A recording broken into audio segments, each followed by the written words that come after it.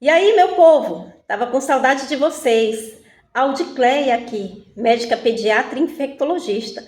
Então, hoje nós vamos falar sobre as meningites agudas. As meningites agudas comunitárias, elas são causadas principalmente por vírus. Dentre os vírus, os principais são os enterovírus, né? Nós temos também o vírus herpes simples, tipo 2, o vírus herpes simples tipo 1 e também o vírus varicela zoster, né? Nós também temos as meningites bacterianas, né? As bactérias que mais frequentemente causam as meningites bacterianas, inclusive as meningites bacterianas, elas têm uma maior mortalidade do que as meningites causadas por vírus. Então, as bactérias que mais causam meningite são o pneumococo, né, que é o Streptococcus pneumoniae, o meningococo, a Neisseria meningitidis, e a listéria, que é a Listeria monocytogenes, né? As meningites causadas no ambiente hospitalar são principalmente aquelas causadas por infecções estafilocóccicas, né? Principalmente ali da pele do paciente e também por enterobactérias, né? E o que é a meningite? Então, meninges são as membranas que envolvem o sistema nervoso central. Então, meningite é a inflamação dessas meninges. E geralmente se deve à infecção da pia mater e aracnoide, que nós vamos dizer que são as leptomeningites, né? Como eu falei, as meningites são principalmente causadas por vírus, e os enterovírus são os principais vírus que causam meningite. Então, todos os enterovírus, eles são de transmissão fecal-oral, através do contato das fezes com a boca, e crescem no trato gastrointestinal. Os mais frequentes são do grupo Coxsackie A e B, vírus Eco, poliovírus, enterovírus cepa 71. Então, todos esses vírus, eles têm tropismo, ou seja, eles têm uma atração pelo sistema nervoso central e eles são mais frequentes em crianças susceptíveis, né, com idade menor, né, e ocorrem principalmente no verão, certo? E aí, como eu falei, nós também temos as meningites causadas pelos vírus herpes, né, tipo 1 e 2. Então, frequentemente esses vírus invadem o sistema nervoso central, causando encefalites e meningoencefalites, e geralmente é autolimitada em pacientes que têm boa imunidade, ou seja, geralmente não se torna grave em pacientes que têm boa imunidade. E quando a pessoa tem meningite recorrente, nós pensamos sempre que a infecção pelo herpes vírus tipo 2, ela é mais prevalente e está associada também a herpes genital. Às vezes a pessoa tem herpes genital e aí ela tem essa meningite pelo herpes simples tipo 2. E o vírus da varicela zoster, né? A meningite causada pelo vírus da varicela zoster é uma complicação comum em pacientes que têm catapora, e mesmo naqueles pacientes que não têm as manchinhas, as bolinhas no corpo, também esses pacientes eles podem ter meningite por conta do vírus varicela zoster, né? E isso pode ocorrer por causa de uma reativação do vírus. Também nós temos aquelas meningites em pacientes que estão ou que tiveram cachumba, né? E aí o que causa a cachumba é o paramyxovírus, né? Frequentemente essa meningite frequentemente a cachumba evolui para meningite, meningoencefalite, e a evolução também ela é autolimitada, é benigna e ocorre em 15% dos pacientes com cachumba ativa. A meningite bacteriana, como eu falei para vocês, os 3 principais causadores, que são o pneumococo, o meningococo e a listéria, eles fazem parte da flora nasofaríngea de grande parte da população, ou seja, eles estão ali no nariz, na boca, de grande parte da população, mas eles dependem de antígenos capsulares ou de superfície para sobreviver nos tecidos hospedeiros. A colonização das vias aéreas ela não é suficiente para explicar que uma pessoa, olha, essa pessoa tem meningite porque ela tem as bactérias que causam meningite na boca e no nariz. Não, isso não é suficiente. Então, mecanismos de infecção, eles não são claros, mas incluem infecção viral prévia ou pneumonia por pneumococo. O efeito imediato de um vírus, bactéria ou fungo no espaço subaracnoide é causar uma reação inflamatória nas leptomeninges, no líquido cefalorraquidiano e nos ventrículos, com aumento da pressão intracraniana, hipertensão intracraniana secundária. A intensidade dessa alteração, né, é responsável pelo quadro clínico apresentado pelo paciente. Apesar de a COVID ser uma doença relacionada principalmente ao sistema respiratório, onde o paciente vai apresentar tosse, falta de ar, é uma infecção que também pode causar meningite, né? E os pacientes que têm essas manifestações neurológicas, eles apresentam em geral cefaleia, dor de cabeça, confusão mental, tontura, eles não conseguem sentir o cheiro, não conseguem sentir o gosto dos alimentos. Alguns pacientes podem evoluir para coma e também desenvolver síndrome de Guillain-Barré. Fenômenos trombóticos como AVE, que é o AVC, podem ocorrer também naqueles pacientes com COVID, e isso, em geral, é decorrente das próprias alterações vasculares dessa infecção. Então, quando a gente tira aquele líquido da coluna do paciente, né, o líquido cefalorraquidiano, isso mostra alterações que não dá para dizer, é da COVID, eu tenho certeza que é COVID. Não, essas alterações, elas são inespecíficas.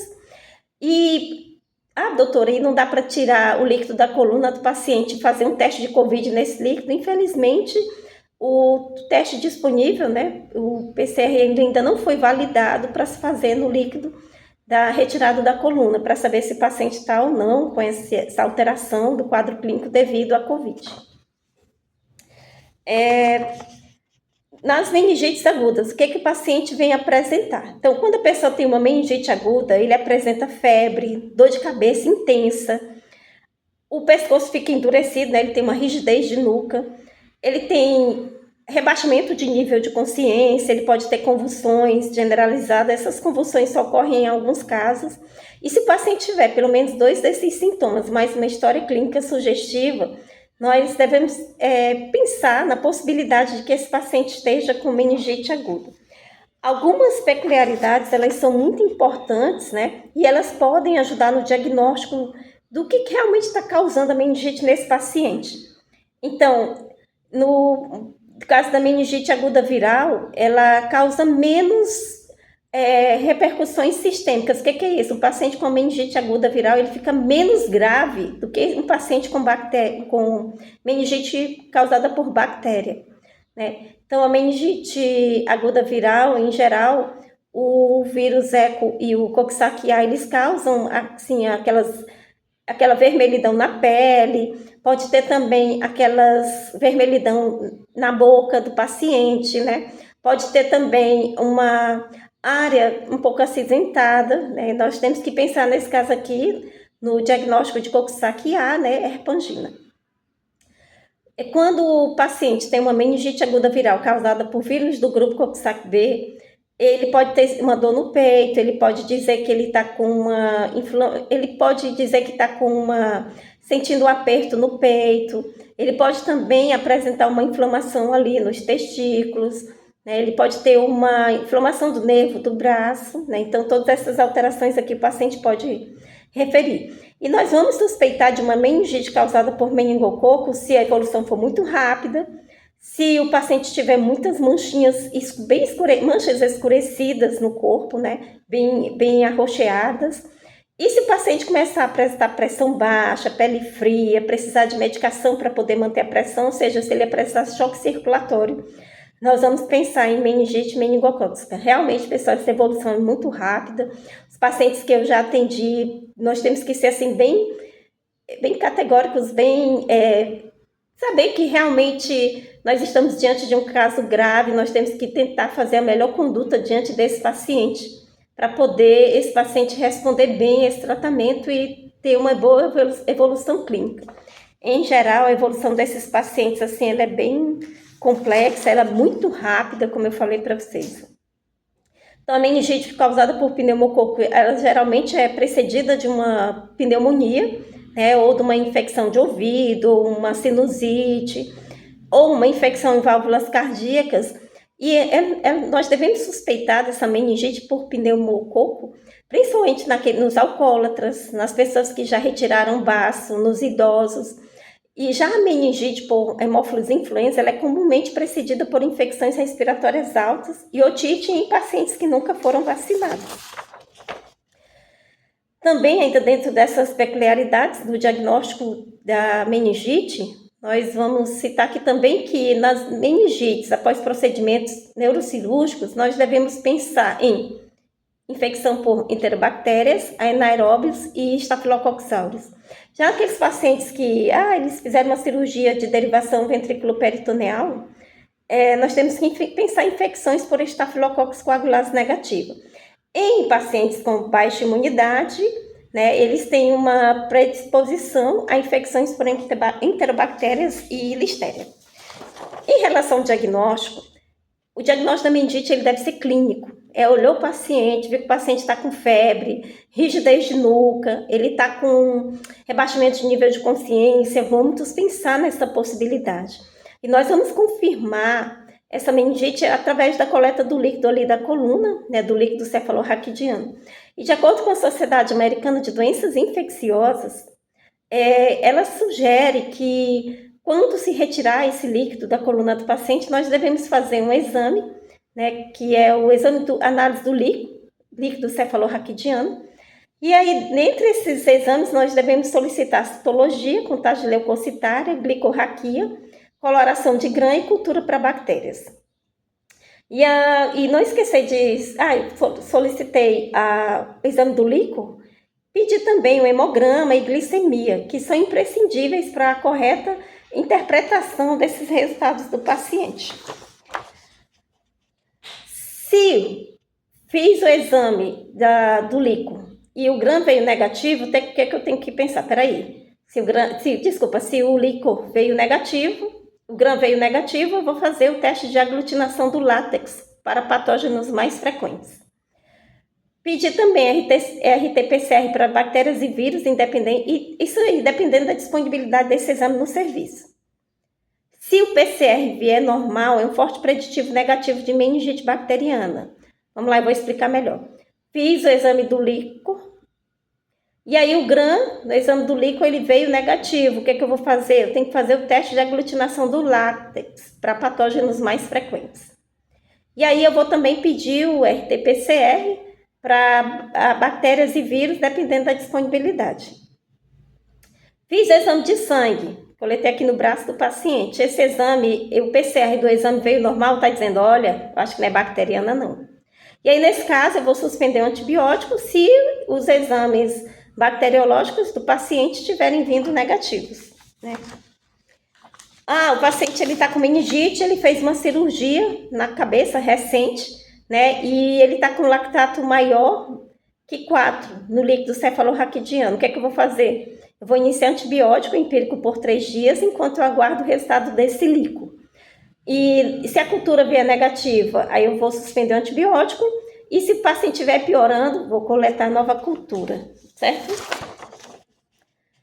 E 2 recursos, eles são utilizados para poder nós termos uns diagnósticos mais rápidos, na identificação do que realmente está causando a meningite nesse paciente.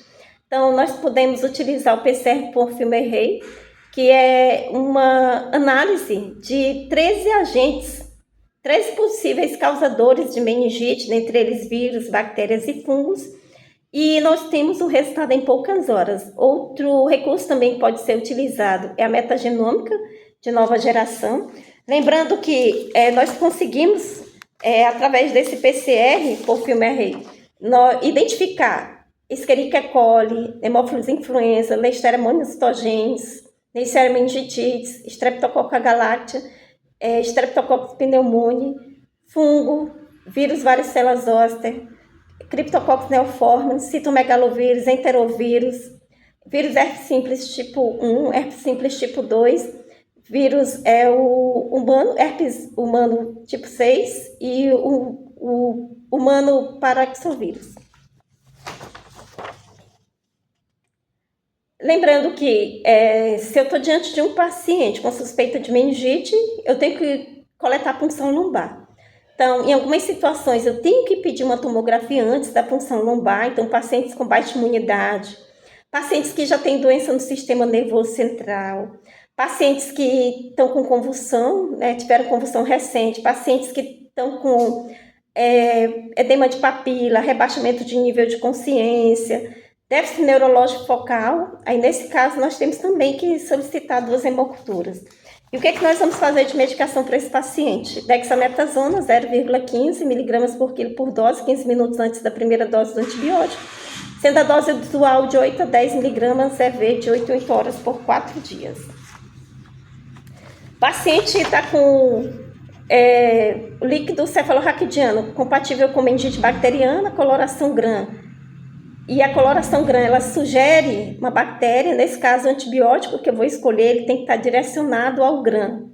Então, se é um diplococo GRAM positivo, vou pensar em pneumococo. Diplococo GRAM negativo, vou pensar em meningococo. Bacilo GRAM positivo, vou pensar em listéria. E bacilo GRAM negativo, vou pensar em hemófilo. Então, o tratamento empírico inicial da meningite bacteriana aguda, ele deve se basear na idade, nos fatores predisponentes a infecções por patógenos específicos. Então, adultos têm fatores de risco, nós vamos usar cefalosporinas de terceira geração, idosos, cefalosporina de terceira geração mais ampicilina para fazer cobertura de Listeria monocytogenes. Se o paciente tiver fratura de base de crânio, eu vou fazer a cefalosporina de terceira geração, isso já é suficiente. Traumas penetrantes com neurocirurgia ou derivação ventrículo-peritoneal, nós temos que cobrir patógenos GRAM positivos e bacilos GRAM negativos, com vancomicina e cefalosporinas, com cobertura para pseudomonas aeruginosa, meropenem, preferencialmente. Tempo de tratamento é de acordo com a resposta clínica de cada paciente. Lembrando que não precisa repetir o líquido cefalorraquidiano para ver se o paciente está melhorando, se ele estiver bem. Mas se o paciente estiver piorando após 48 horas de antibiótico, nós vamos fazer nova punção lombar. Isso pelo risco de cepas resistentes às penicilinas e beta-lactâmicos. Espero ter sido útil. Desejo a todos vocês uma excelente semana. Um grande abraço. Eu continuo sempre aqui à inteira disposição.